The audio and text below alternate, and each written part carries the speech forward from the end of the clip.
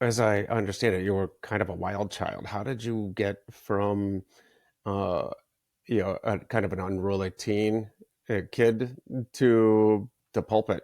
Well, it's kind of interesting. I grew up in the greater Seattle area. My dad died when I was 4, severely underinsured. I always tell people look at how much life insurance you have and at least double it and probably quintuple it. It's cheap to get a term life insurance policy. I think about how my life would have been different if my dad would have just had a 1 hour meeting with a life insurance salesman. And so I love to speak to life insurance professionals because I always tell them they're doing God's work because they can really change the destiny of a family by helping people with that. But it is what it is, and I became who I was in spite of it. 28 homes, 11 different schools, shipped off to live with relatives twice, once in the 4th grade, once in the 9th grade, started drugs in the 6th grade, made most of my money growing up betting the horses at Long Acres Horse Track. No religious values whatsoever. I went to church twice. Both of them were Christmas Eve services when my mom got nostalgic. The summer before my senior year of high school, I had spent the night at a friend's house, my big pot smoking buddy's house. And Sunday morning, 8 a.m., his mom bursts through the door and says, "Get up, we're going to Sunday school." And I literally had no clue what she meant. I had never heard the term before, didn't even know what it was. That's how irreligious our family was. And I'm like, well, I've tried everything else. I've heard of Monday through Friday school, but I'll try Sunday school. Went to a little Lutheran church in a little town in the Cascade Mountains, about 30 miles east of Seattle, uh, called Mount Si Lutheran Church, and they had a youth minister there. And he had two things that I really needed at that point in my life. Number one, I always joke and say he had size 11 cowboy boots because I had never really had a dad or, male role figures to kick me in the butt. And he told me that God had a plan for my life and a purpose for my life. So I became a Christian, went to Bible college, got a degree in youth ministry because I wanted to go out and help kids, get through that time in their life. And then spent 3 years in northern New Jersey, where I ended up getting mentored by some of the biggest and best business people in the country. My first business mentor in life was the CEO of Mars Candies and the president of Nabisco, and the director of worldwide development for AT&T. They all lived in this small little wealthy town in northern New Jersey. And so became a senior pastor when I was 25 years old. I started my first church, started 3 churches over the course of 11 years in the greater Seattle area. And then from there in 2002, I felt like I wanted to go and write and speak full time. And so in 2002, I resigned my pastorate. And within 7 years, from 2002 to 2009, I spent all 7 years working with Jim Rohn, wrote his last book, 12 Pillars, with him.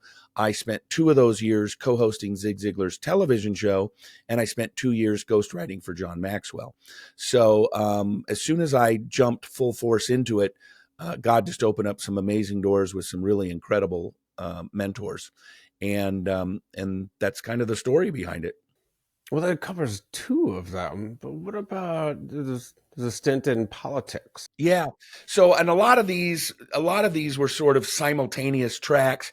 In 2004, well, I guess it was October 2003. My best friend was the chairman of the state Ways and Means Committee in the Senate, and he decided to run for governor. So he called me up and he said, "Hey, you're the professional speaker."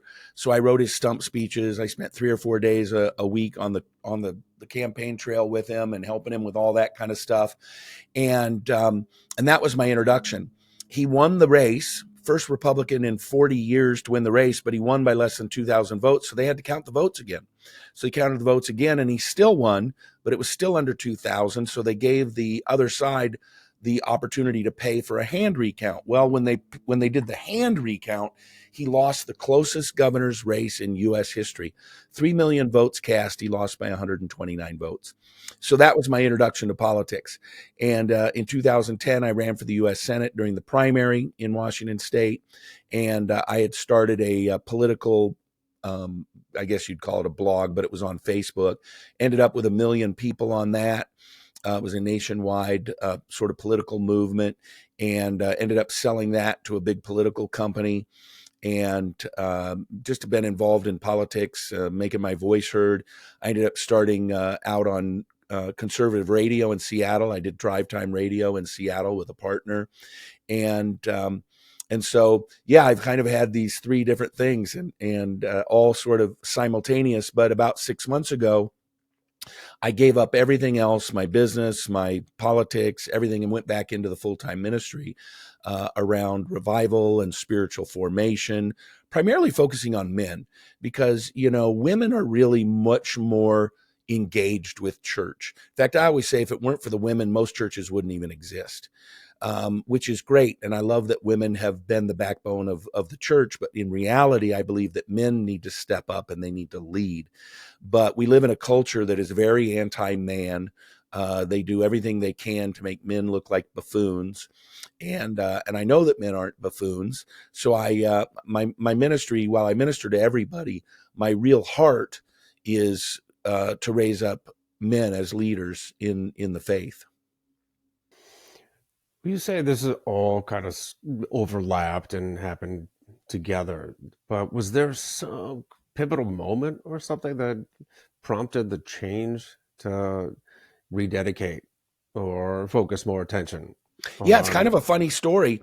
I was shaving one day and just looking at myself in the mirror as you do when you're shaving, right? And I felt like the Lord said, "You're the old man now."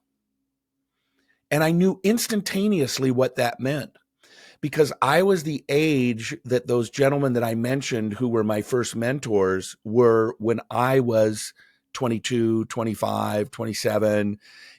Zig and Jim were a little bit older. They were about 10 years older than I am, but I got the point. The point was I've lived this life. I've had great experiences. I've had amazing successes. I've had some big failures as well. And I just realized that it was my time to really start giving back and mentoring younger people, coming from a place not necessarily from knowledge, which I still have, but wisdom. Wisdom is knowledge plus time and experience and self awareness. And so the wisdom comes from knowledge that you have, the experiences that you've experienced, but you can only have wisdom if you have self awareness as you have that knowledge and as you have that experience. And I just turned 59 last month. And so one of the things I really love about getting old is I feel wiser. I feel like I can finally apply knowledge in a way that's wise. And my son, who's 34, he asked me, he said, "Well, what's the difference between knowledge and wisdom?" And I thought for a minute, and I think I came up with a pretty good analogy. If you've been living 10 years with the same people next door to you and you're friends with them, and they have no intentions of moving for the next 20 years, and you have no intentions of moving for the next 20 years, they're your neighbors, right? Well, if he decides to build a fence, maybe he goes and gets some dogs, he wants to fence them in, and you realize afterwards that he built it 6 inches onto your property. So the knowledge is that, the knowledge is that he has built 6 inches onto your property. The knowledge is such that, that you could have it removed. The knowledge is you could go down to the city planning department and it would be removed. But wisdom says, these are people you like that you've lived by for 10 years and you're going to live next to them for 20 more years. And it really doesn't matter that it's 6 inches on your property. And you really don't want to start a war with people who you enjoy and are good neighbors. And so you let it go. That's the difference between knowledge and wisdom. Wisdom is the appropriate application of knowledge. When to do it with it, what you should, what to do with it, what you should. And I think that really, Aaron, only comes from age and experience and learning about people and, all those kinds of things.